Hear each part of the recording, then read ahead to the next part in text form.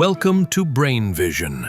In this question, it is given that we have to find the amount of work done to increase the temperature of 1 mole of an ideal gas by 30 degrees Celsius, and we have given the relation between volume and temperature. So first of all, I am writing the given data for this question.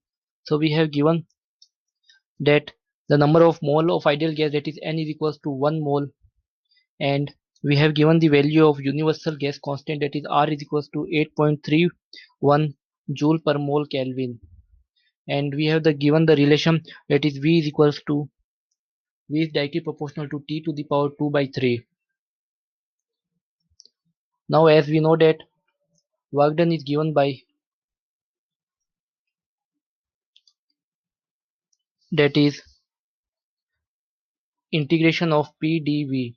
Now P is the pressure, so this can be written as from ideal gas, that is P is equals to, this is RT by V into dV. As we know that from ideal gas equation, that is PV is equals to nRT. So from here we get the value of P, and this is equals to N is 1, so this is RT by V.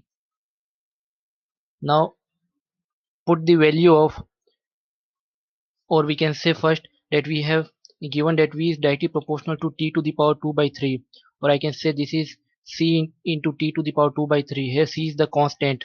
Now I'm going to differentiate this, so from here we get the value of dV by V, and this is 2 by 3 into C into dt by T. Now put the value of this in above integration, and we can say that work done is, that is W is equals to, this is 2 by 3 into R, and the integration is from T1 to T2, this is dt by T into T. So finally we will get, this is 2 by 3 into R into, this is T2 minus T1.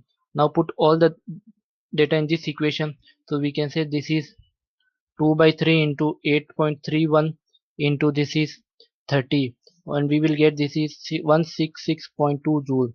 So this is the work done, and this is our answer for this question. So we can say for that option C is the correct choice. Thank you.